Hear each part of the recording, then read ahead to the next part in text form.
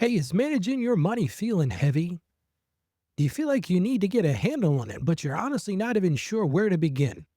Maybe you feel like you're always chasing more, but never feel like you have enough. Or perhaps you wonder where all your hard earned money disappears each month. Well, stick around because today my friend Craig and I are going to recap a week's worth of simple, faith based steps that you can take starting today to find joy and freedom in your finances. Plus, we're going to tackle some great listener questions along the way. Don't miss it. It's going to be a great show today. Hey everyone, just wanted to share some exciting news about what's coming soon. In the next few weeks, you're going to see our show, currently called Ask Ralph, getting a fresh new look and a name that I believe really speaks to what we're all about. We're going to be transitioning to Financially Confident Christian. And don't worry, it's still me, Ralph, and we'll still be bringing you that same practical, faith-based financial guidance every day to help you tackle debt, to help you build savings and grow your business and truly break free from the financial shame with confidence. And alongside the new name, you'll also see some brand new artwork, so keep an eye out for that. I am really excited about this next step and how Financially Confident Christian better reflects our mission together. I'll have more details coming soon.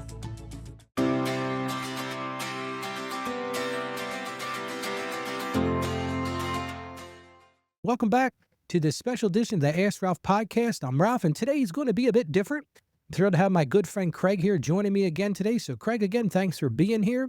It's great to have you. And this past week, we launched a brand new series called The Joy of Living Below Your Means. We covered a great deal of ground here, tackling some foundational step towards financial freedom and growing in our faith along the way. So today, Craig and I are going to go to recap the key takeaways from each episode. We're going to talk about the main challenge I discussed, and most importantly, I'm going to give you some single steps and some action items that you as listeners can take each day. We're also going to be answering some questions along the way related to each topic. And just as a reminder, the goal here isn't just information, it's really transformation, one step at a time, because we want to help you listeners break that cycle of financial shame and step into confidence, moving towards the goal of becoming a financially confident Christian. So let me encourage you, if you missed any of these episodes, you can check them out right on our website. That's at askralph.com.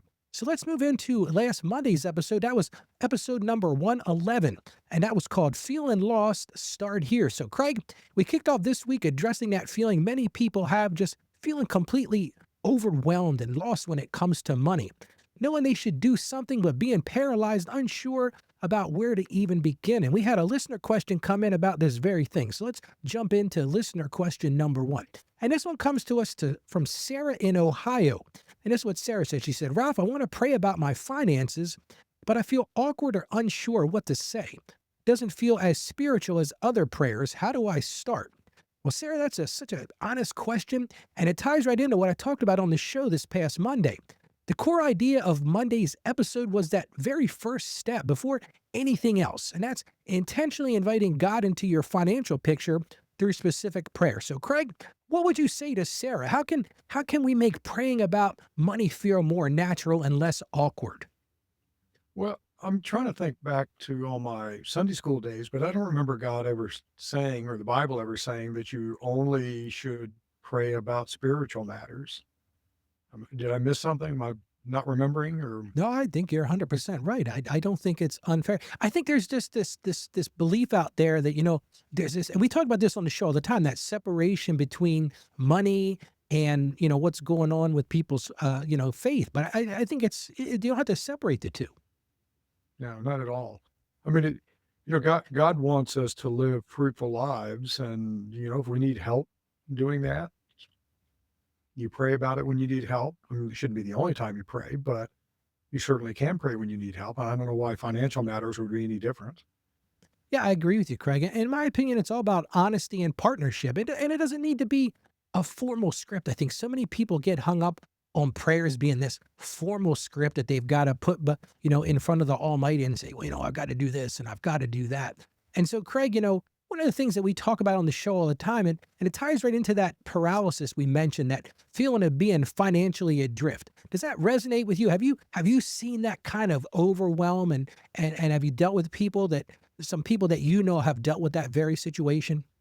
Yeah, I mean, I did in my younger days, when you just don't have any money and you don't have that much money coming in and you see the expenses looming, and It's a lot, but you have to take the first step. We've talked about this over and over and over again because it's critical, is doing something is a start.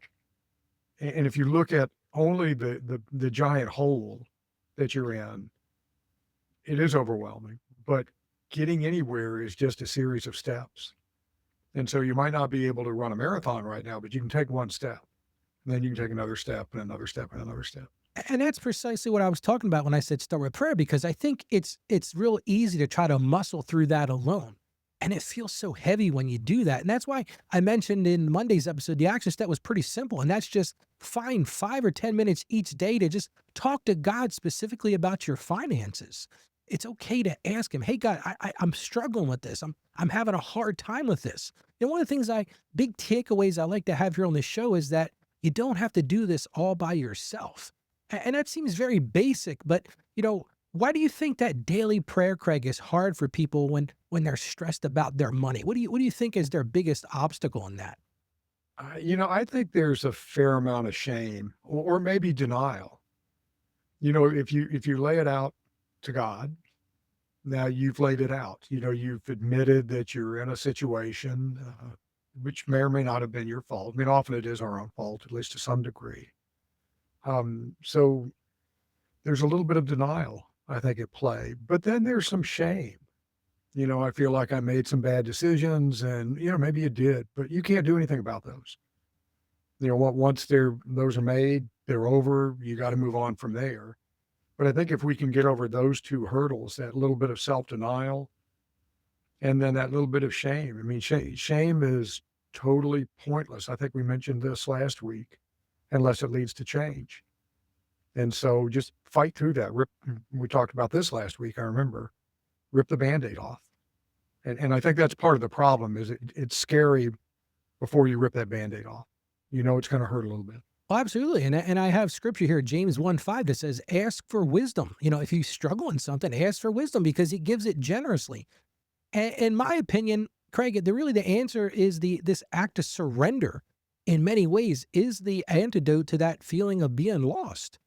And have you seen not just in financial affairs, when you say you did Sunday school and all that sort of thing, Craig, have you ever seen where prayer made a tangible difference when somebody was facing an overwhelming situation, whether it be financial or otherwise?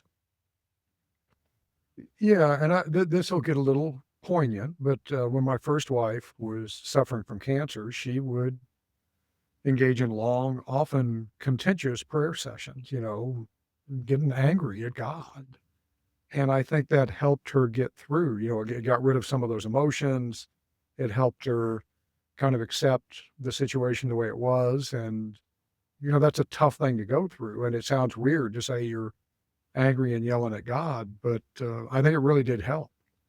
I- I'm convinced that it did. Who knows? But I'm pretty sure it did. And I think what you're alluding to is that relationship thing. It's okay to God is your partner. It's okay to say to God, hey, you know what? I don't understand this.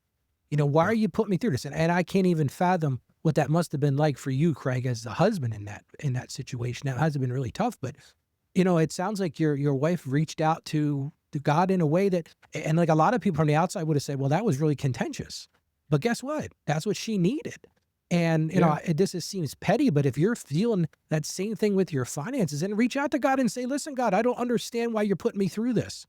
Why did I just lose my job? Why am I getting ready to lose my home? I mean, and like you said, Craig, we've said this a million times. Sometimes it's stuff beyond your control.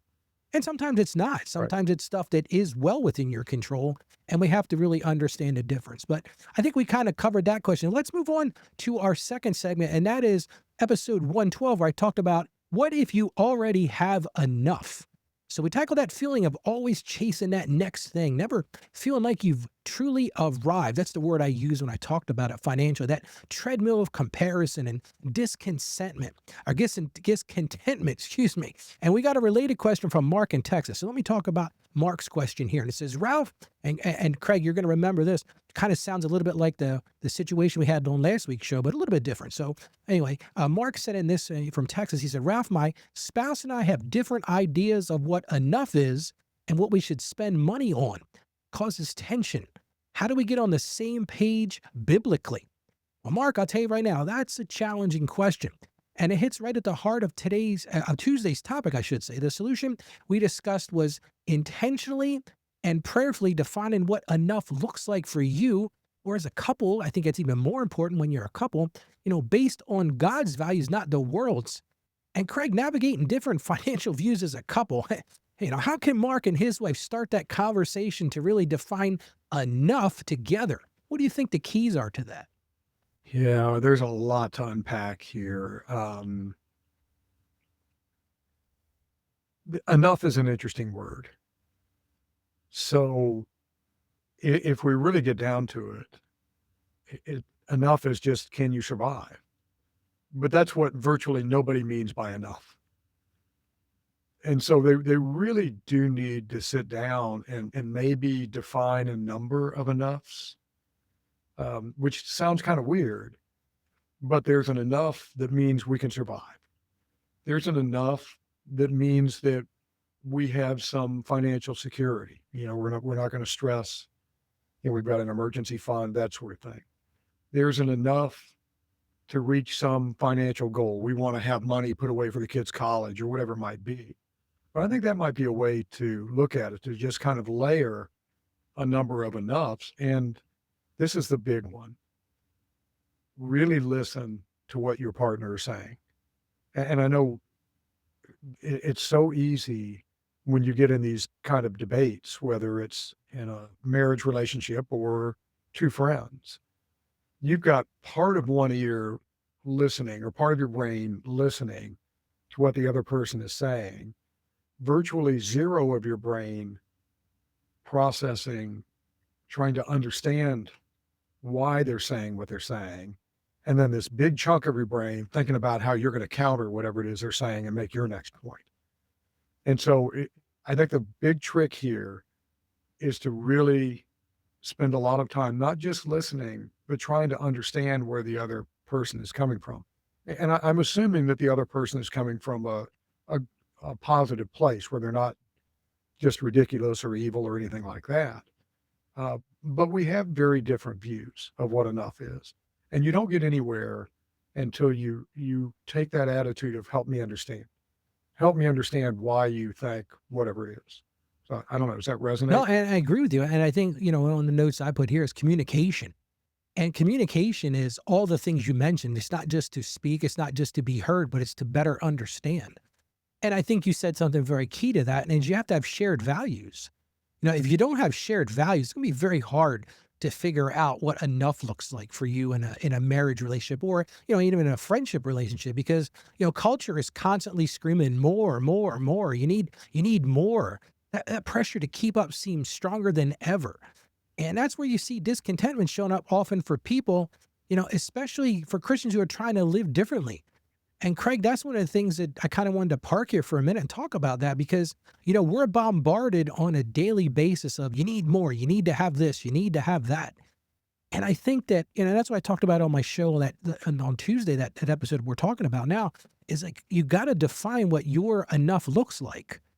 And like you said, it's not just a survival thing, but enough for you got to kind of lay it out and say, what does it look like? And that's what I talked about on the show. I said, the action step for that was take 15 or 20 minutes and just jot down thoughts on what financial peace looks like for you. What are your needs? What are your wants? And a level that allows comfort and generosity because you got to define your own finishing line.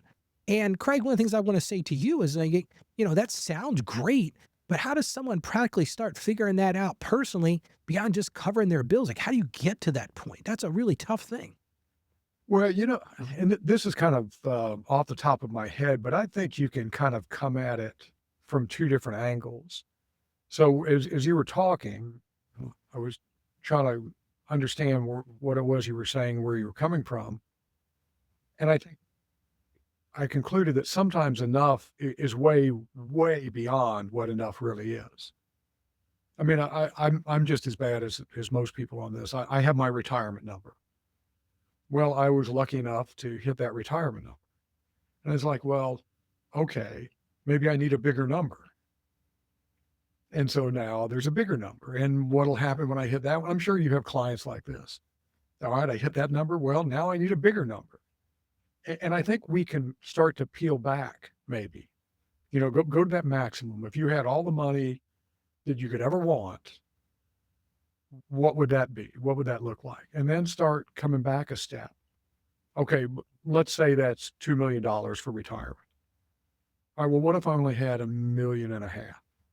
What would that look like? And what would it look like if I only had 1 million? And you may settle at a point where you're in the right spot, or you start out in the other direction. These are the essentials.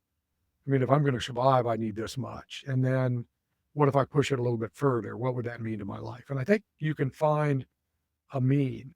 Aristotle talks about the golden mean between the vice of deficiency and the vice of excess. And I think we need to kind of find that mean, which is different for everybody. And I don't know if that made any sense at all because that was kind of off the cuff, but No, I think that makes perfect sense. And I think what I hear you saying is it's not so much a what if, but it's an even if discussion. Even if I only get to this amount, or even if I only have these things, because what you're really getting to is what it talks about in 1 Timothy 6:6 of being, godliness with contentment is great gain. And I think that's what we're really talking about. And then when I had that whole discussion about even enough, I was really talking about contentment, because it's really easy to not be content in the society we live in today.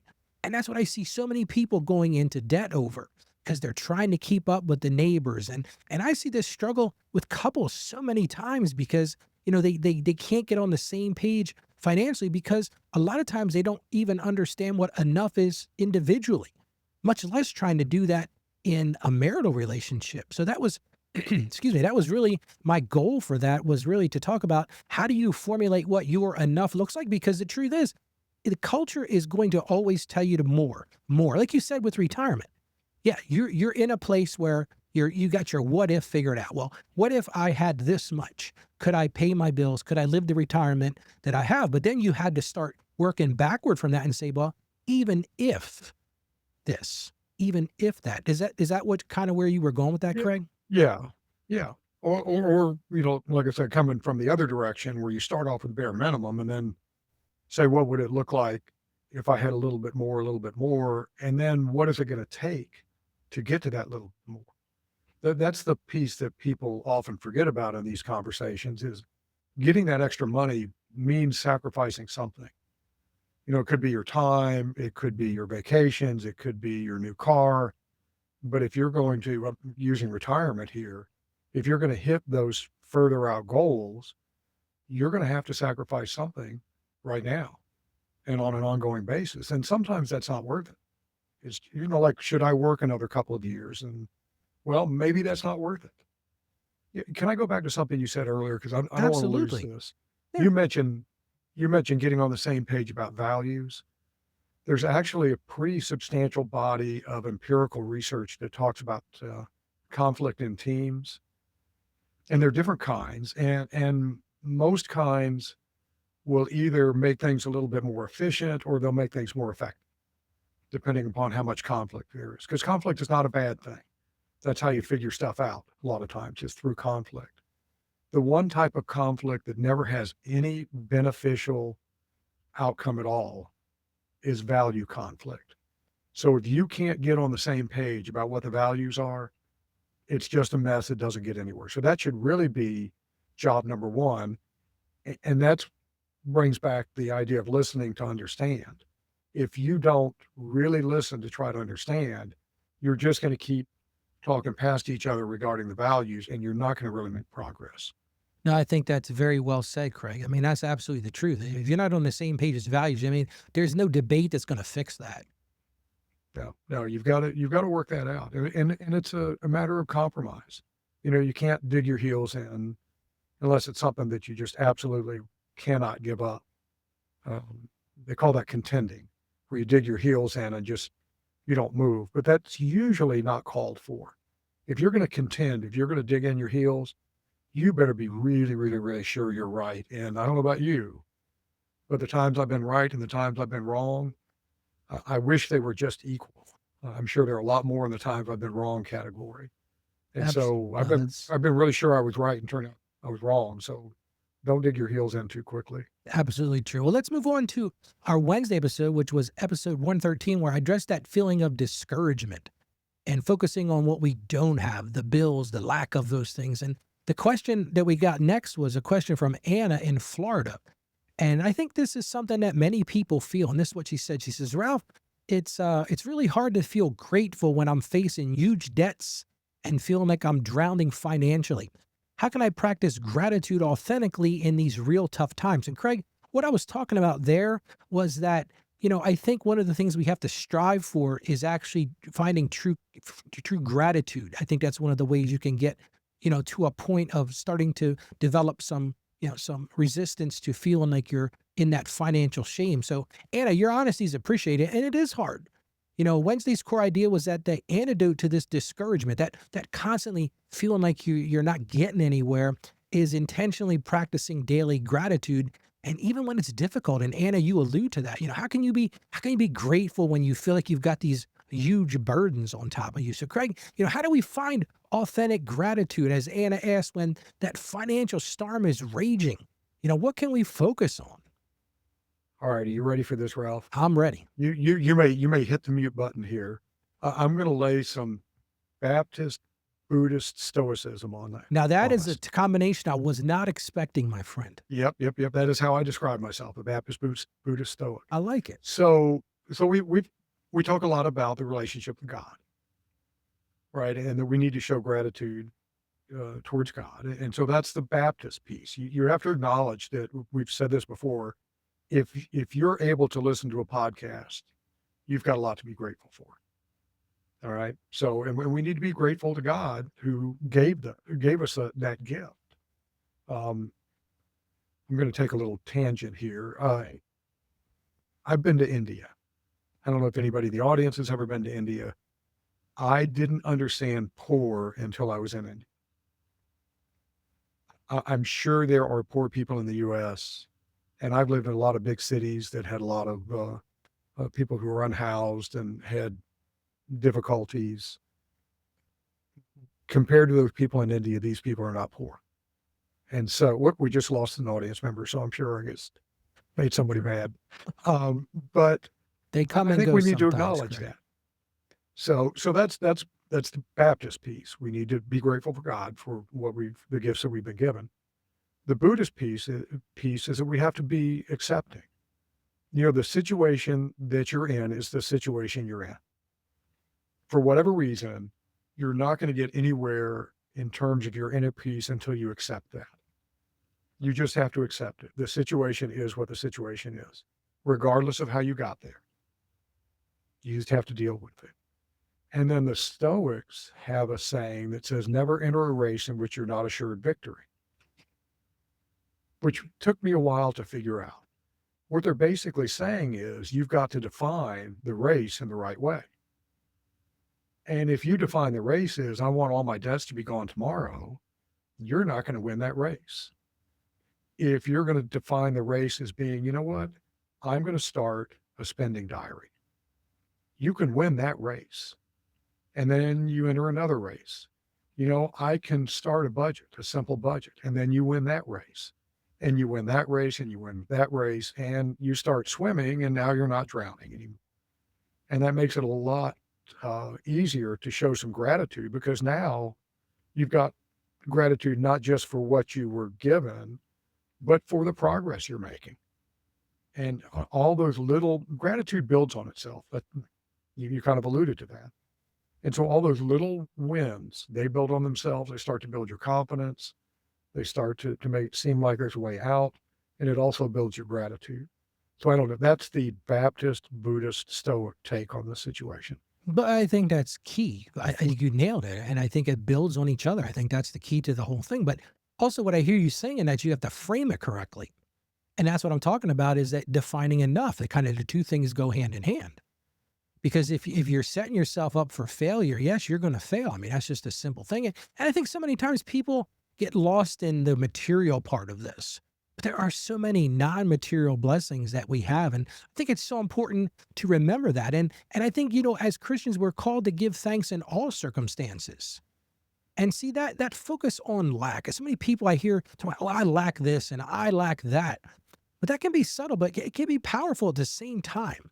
And I've seen where that's, that feeling of lack is it's caused people to have great impact on their gratitude because it all comes down to someone's outlook or even on their faith because they just say, well, I'm lacking. God must not love me. God must not care about me. And that is so hard to get past if you have that philosophy, you have that belief structure. Yeah, absolutely. And the number of things that you're lacking is infinite. So you're just chasing something that you'll never achieve. You're always going to be lacking something. I have a question for you, Ralph. Sure. Do you remember how you felt when you got your first car? Oh, absolutely. Sure. What was it? I think you've mentioned this before, but what was it? Yeah, I was like, oh, this is cool because I had freedom. That was one of the big things that came to me was freedom. Um, Yeah, it was excitement because I could go do things, but then there was also this level of responsibility then because it's like I was driving something that could take someone's life. And I know that sounds kind of harsh, but it's just true. So let me ask this a little bit different way. So think about how you felt when you got the keys to that first car and it was your car Mhm. and you just bought a new vehicle, right? I did. Did you experience more joy with that first car or with the new Hummer? Oh, definitely with the first. What what what was your first car? The first car I had, I'll never forget, I was 16 years old. My dad bought me a Chrysler Baron. It was like a fancy K car. And, it had like the fake leather top. It was a four-cylinder. So if it was sitting at a stoplight, I turned the air conditioning off because there wasn't enough power for the thing to stay running. I was sitting at the traffic light. It was great on gas though. I mean, back in those days, I think gas was like I'm 100 years old, but I think gas was about $1 a gallon. But yeah, I remember it well. So I'm not going to ask you what you paid for your new Hummer, but I know what my first car was a 1964 Mercury Comet. I paid $150 for it, bought for my brother. My latest vehicle was a lot more than that. We'll just leave it at that. But I felt more joy at that $150 1964 Mercury Comet than I did at the new Ram. Now I love the new truck, but there's no comparison. And so I'm a little sleep deprived. So if this is making no sense, please forgive me. It's making But perfect sense, Greg. look, either maybe we're both off. I don't know. Uh, but but think about it. The joy was in what it gave you. It gave you freedom. It gave you a sense of responsibility. And at that point in our lives, being given that responsibility was a huge compliment from our parents, right? So that meant a lot for a crappy 16-year-old K car or a $150 Comet versus the, multi tens of thousands of dollars that we just paid for our new vehicles. The joy was not attached to the price tag of the vehicle. The joy was attached to the joy that we felt. That's all it really was. You feel joy because you feel joy. And we let ourselves feel that joy. And I think that can really help us get at this idea of enough. Is this other thing that you're lacking? What's that really going to do for you? Okay, you got a new pair of shoes. Great. But does it really bring you that kind of joy? So I don't know. It might be a way to go back to that reframing idea, just framing how you're thinking about these things. Absolutely. And one of the action steps I said with this whole idea of gratitude was just every day list 3 to 5 things that you're grateful for. I think all of us can learn from that because, like you said, taking that trip to India, I bet when you got back, your whole idea of gratefulness was completely different. I know we took a trip. My first trip overseas was not October of not last year, the prior year. We went to Germany, and I'd never been overseas before. And we went to a concentration camp in Dachau. And I remember, Craig, walking through the gate of that, and you see this on television, you can see the Holocaust, but until you stand there, until you Yeah. see like what that really looks like, I mean, you have no concept of that. And not that I experienced it, what people who went through that experience, but man, when you're there, I remember coming back and I had such a high level of gratitude for what I did have. I had it's going to sound kind of silly, but I had the ability to leave that concentration camp. I was able to walk out Yeah. the gate. And that's what it's all about is that it's that perspective, but then it's that, finding gratitude, and then but practicing it. And you got to practice it even when things are tough. Yeah. and that's when you're going to change your mindset because it rewires your brain. It helps you have some contentment, and it also helps you build faith. Right. Well, and keep in mind that anybody that's watching or listening to this today is living a greater life of convenience than the kings and queens of a few hundred years ago. I mean, pick the richest person that was was alive a couple hundred years ago. They didn't have the conveniences we have. Even if you're living a fairly, fairly um, low income life. There's a fancier word I was trying to I come think you're up with, trying to but I go to didn't quite get there. modest life, maybe, or Yeah, frugal yeah, life, maybe. I'm maybe not we'll sure. go with that. We'll go with that one.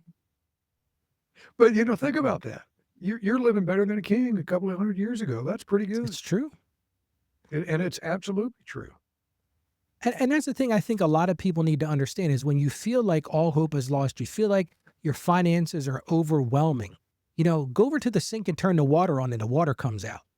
Or go over to the light switch and turn the light on, the lights turn on. Like you're right. And it's all about framing that perspective, Craig. It is so Yeah. true.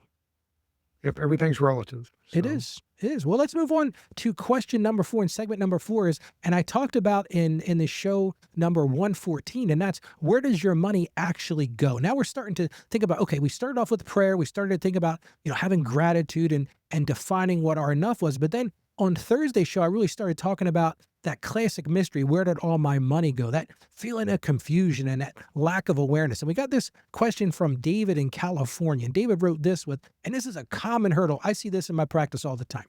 David said this. He said, I tried tracking my spending like you suggested, Ralph, but I kept forgetting or I get discouraged seeing the totals. Any tips for sticking with it and not giving up? Well, David, that's a great practical question. And Thursday's solution to that mystery, that mystery money problem was simply track where your money is going for a short period of time. And I think you have to be really careful to just observe, not judge, because if you start judging right at the front end, you're going to stop doing it because you're going to say, oh, this is, what they say, the juice isn't worth the squeeze or something like those, along those lines. And as I said, when I was talking in Thursday, that baby step or that first step was just observe where it's going. And I think it's real easy to get judgmental with yourself. And then you start, why did I make this decision? And why did I do this? And why did I do that? But if you just observe where it's at, then, and so Craig, what practical tips or mindset shifts, can you think of to help someone like David, who they really need to stick with tracking even when they forget or feel discouraged in that? And, I think that's a legitimate thing that Dave is asking us here is, Ralph, that's great. Yeah, you want me to track everything. But every time I start to do it, either I forget to do it. I got a feeling he's not forgetting to do it. I think he doesn't want to do it because he doesn't like the results that he's seeing. What are your thoughts, Greg? Yeah, let's say he did just forget. Well, just try to remember next time. It's not the end of the world if you forget that one time or the few times. It's fine. But the getting discouraged is a little bit tougher.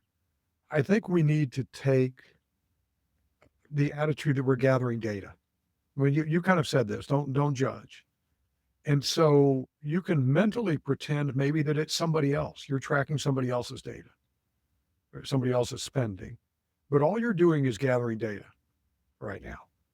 And I think that'll help a lot, but there's an even sneakier trick. And that's to think about how you're going to feel when you have to record that spending.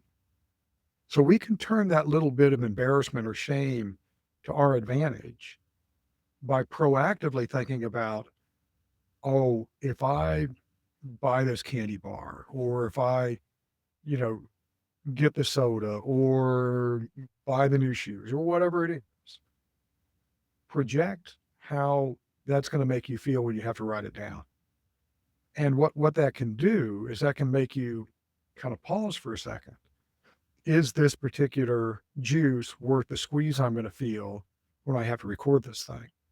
And so I really think we can make that shame, and shame is a little bit strong, but make that little bit of negative feeling work for us if we just kind of reframe, recast when we feel it. So you do it proactively and projecting out how you might feel rather than retroactively with regret and say, oh, I wish I hadn't. Think, what if I do? How am I going to feel? I think you're right, and we also have to remember perfection isn't the goal. We're not going to be perfected. We're not going to be perfect. Awareness is, and you got to give yourself grace.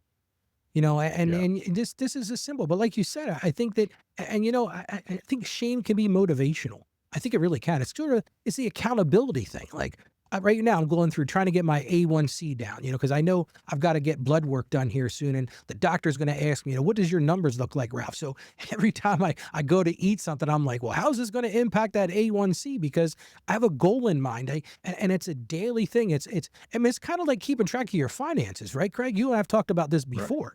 It's keeping track of the cakes and the pies and the chicken and all those kind of stuff. But it's all about measuring it because, see, if you think about it as stewards of what God has given us, we can't manage what we don't measure.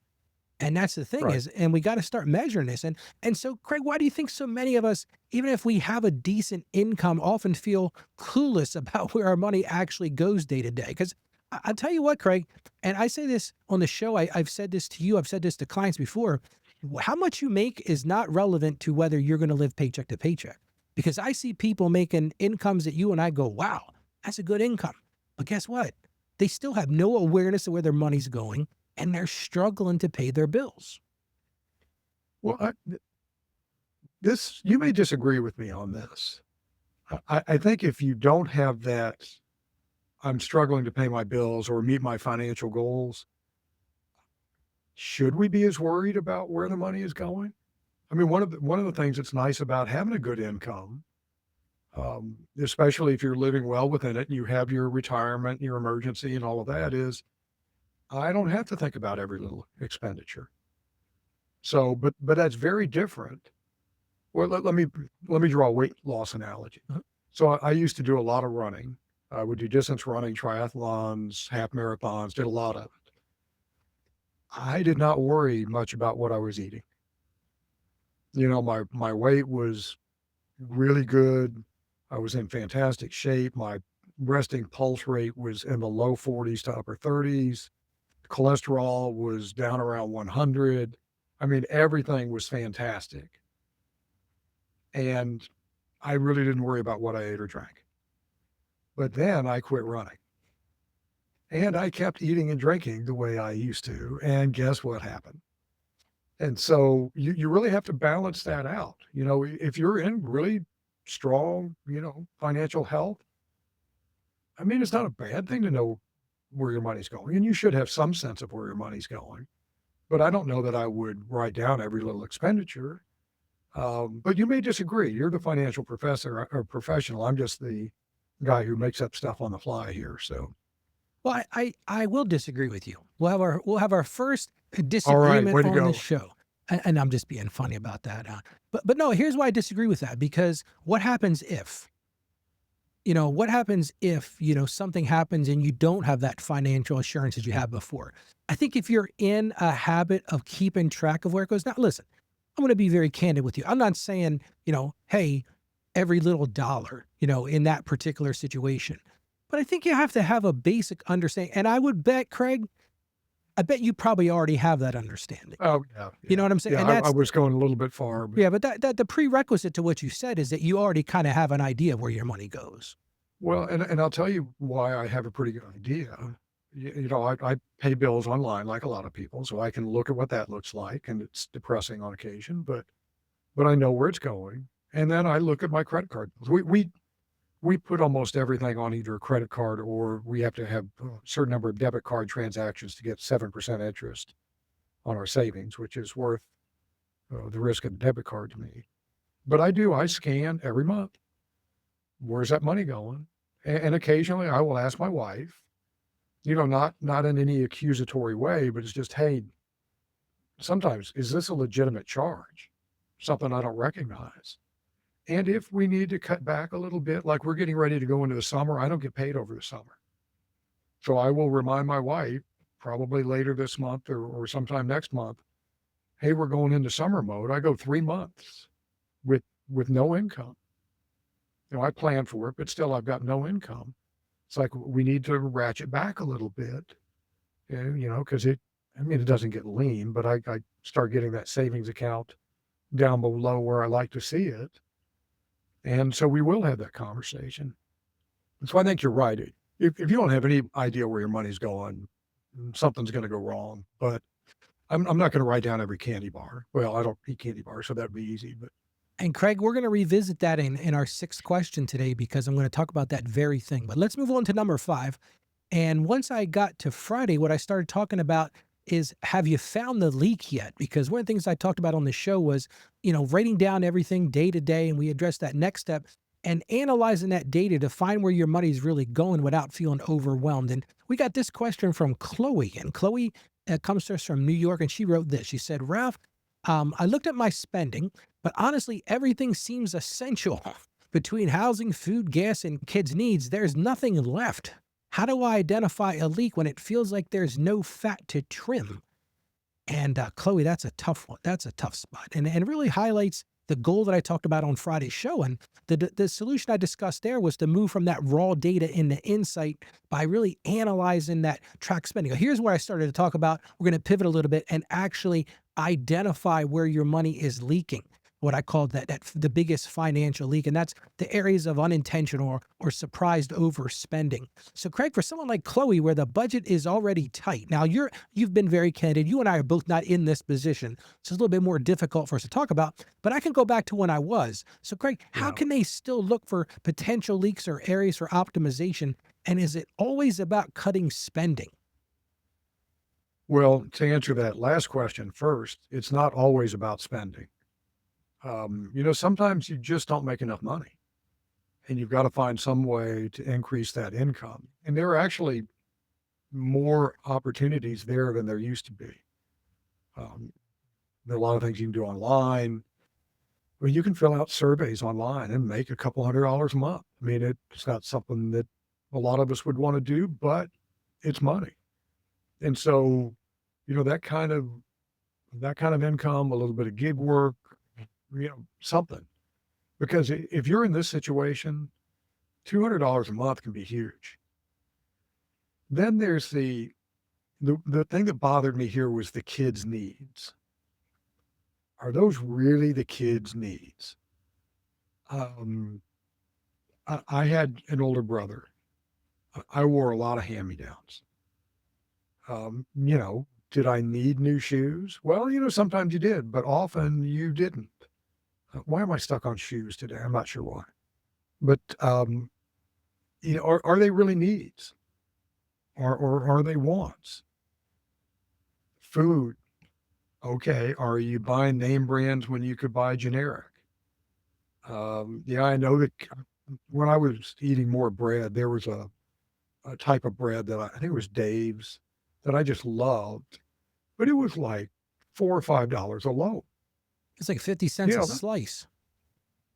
I mean, It's it's true. really expensive. It's like Really, Dave's I mean, Killer Bread or something, I think it's yeah, yeah, called, that's right? it, that's it. Yeah, it's Yeah, supposedly great healthy wise. It's great for you. it's really good bread, but okay, if it came down to it, I can buy the generic store brand wheat bread or whatever it is, and my guess is even for Chloe, there are some ways. I know it's not something we do as much anymore, but there are people out there that save tons of money every week clipping coupons. Are you going out to eat at all? Is all of your gas spending essential? Are you paying attention? God, this makes me sound so much like an old man. Are you leaving lights on? What are you doing? Because there's almost always some way you can shave a little bit. And if you're in this situation, saving $5 here, $10 there adds up really quickly to make a difference in your life. And The other, go ahead. Sorry, Ralph. exactly right. No, that's the whole point of why I did this show, is all about finding your biggest leak. And that's exactly what you're saying, Craig. Go ahead and continue, but that's what you're talking about.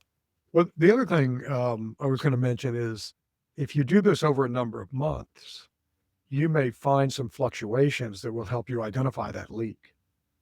If you're spending more money on food this month than you did last month, you need to go in and do a little bit more analysis. And why is that? Like our power bill fluctuates like most people, but it's kind of predictable. This time of the year is going to be here, and this time of the year it's getting ready to go into the really expensive time of the year. But if I notice we go from, let's say $300 this month to $400 next month. All right, that seems kind of reasonable because it's getting hot down here. We go to $600, something's going on, and I need to figure that out. But if you don't start tracking, you can't start understanding those fluctuations and doing some analysis on them.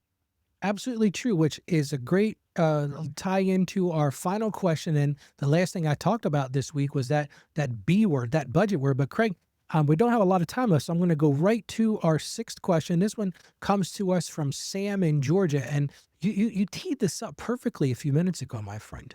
You just did. So this is what Sam said. He said, "My income varies quite a bit month to month as a freelancer. How can I possibly create a budget when I don't know exactly how much I'll make?" And Craig, I didn't even know that you were paid like that. I guess I just assumed that college professors, got paid every month regardless of, and maybe you can, maybe there's decision points you can Yeah. decide to do that. But what I think I would like to hear you answer or, ask you, Craig, is, Sam's dealing with the same situation where he's got variable income. It's a common hurdle. And I talked all about creating a simple budget, but how do you deal with that, Craig? Like, if because you just said something else that's very poignant, and that is, I know my electric bill is going to be higher living in Louisiana during the summer, and I'm going to have less income. So how do you deal with that? Well, I plan for it because it is predictable for me. Unlike Sam, his may not be as predictable. So I plan for it. I mean, I know, and I've got a number I want to be at when I get my last paycheck for the academic year. And by the way, most places you can get paid out over 12, but I'd rather have my money than have the state have my money. So I have to plan for it. I want to get your take on this because a budget, in some respects, is independent of income. I know that sounds weird, but the budget is the plan for your spending. And if you have these fluctuations, you need to plan for the low points. And then you have that discretionary. A budget isn't just necessities, it's also discretionary spending. Things that you want to be able to go out to the movies, or they still call them movies, whatever they call them these days. You want to be able to go out to eat, but that goes in your discretionary. And you need to make sure your income can cover the baseline, the base necessities. And then that kind of smooths out. If he gets a little bit more money than he expects, well, then maybe he can go into the discretionary or add some savings or whatever. But the budget is about what you need to spend and what you plan to spend. It's really, to some extent, independent of income, don't you think? Absolutely. And that's what one of the things I recommended on this show that day was, budget based on the lowest expected income, and then Yeah, prioritize your spending using a buffer, and it's basically you put it very plainly, and that is tell your dollars where to go. But it's a plan to do that, right? I mean, and so you've right. got to do that. A lot of people got to do that. I do that sort of with the way my business works. Tax season is a windfall for me in many ways. Now it's not quite as much as it used to be, but it's definitely that way. And the other thing I was going to talk about, so many people get hung up on the word budget. There's a connotation like it's this restriction, and we kind of beat that one up a lot on the show here a lot. But I just said, it doesn't have to be so complicated. Just write down your estimated lowest possible income and then list those broad categories and assign dollars to them.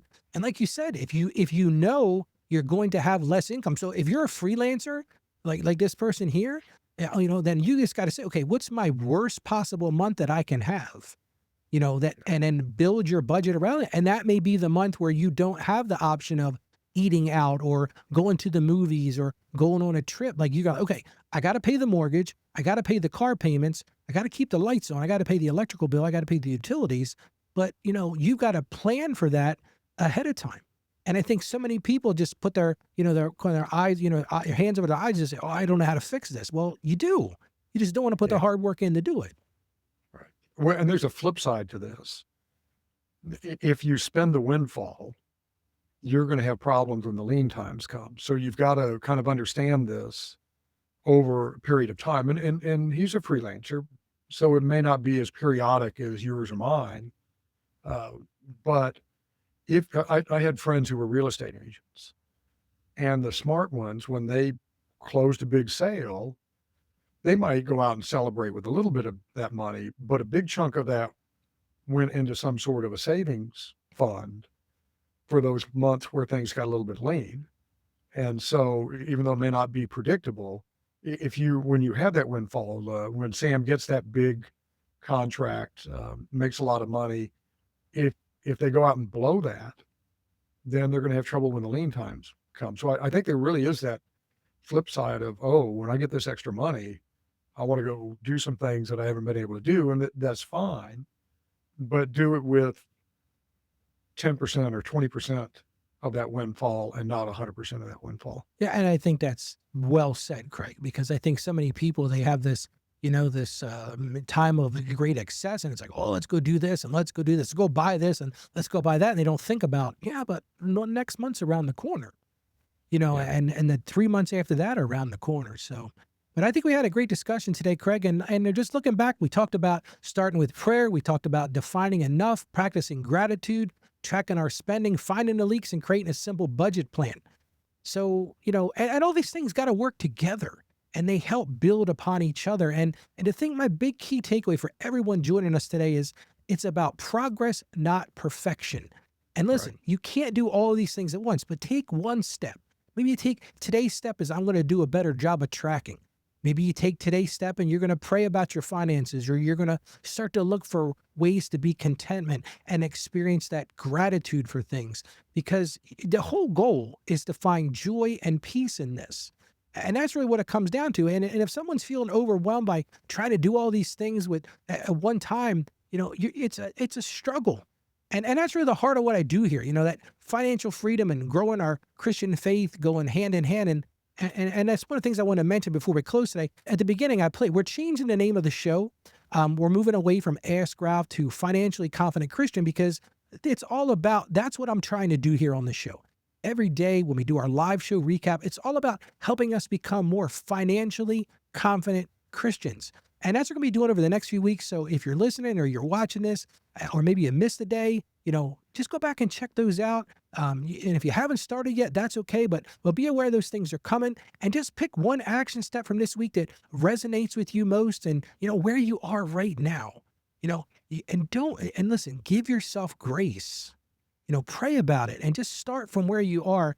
And that's the key. And like I said, define your enough, practice gratitude, track your spending, find a leak, and do that simple budget, and just take that next step, because you can do this. I have confidence in you. Craig has confidence in you. You can, and you can find links to all of our episodes out there on the website at askralph.com. And all the things I want to bring to your attention, if you've never done a budget, I actually put together a budget template. You can get that by going to askralphpodcast.com/budget. So Craig, thanks again so much for joining me today. And we walked through this recap. It's always good to talk this stuff with you, Craig. And we had our first little tiff. That was fun. Well, like you said, though, but what you said, though, was perfect. And that is, a debate like that is profitable. Right. There's profit in that. And so, Craig, I really do appreciate you. Sorry. Hopefully you get some rest. You said you're a little sleep deprived, so hopefully that will change. All right. Thanks, Ralph. And just everybody listen, remember, you're not alone on the journey. Keep seeking him first. Take that simple next step, and we'll catch you on the next episode of Ralph. So until then, stay financially savvy, and let's keep our pursuit of becoming, like I said, our new title, Financially Confident Christians. So God bless you, and you guys have a great day today, and we'll see you next time. Thank you for joining us on the Ask Ralph Show. And with a simple click to subscribe, we'll invite you back to our next episode. And remember, financial issues don't have to be complicated. Just ask Ralph. The information contained in this episode of Ask Ralph is based on data available as of the date of its release. Saggio Accounting Plus and Ask Ralph Media, Inc. is under no obligation to update this content if changes occur. Applying this information to your specific situation requires careful consideration of all facts and circumstances, and any information provided is not to be considered as financial, tax, or legal advice. Please consult your tax advisor or attorney before acting on any material covered.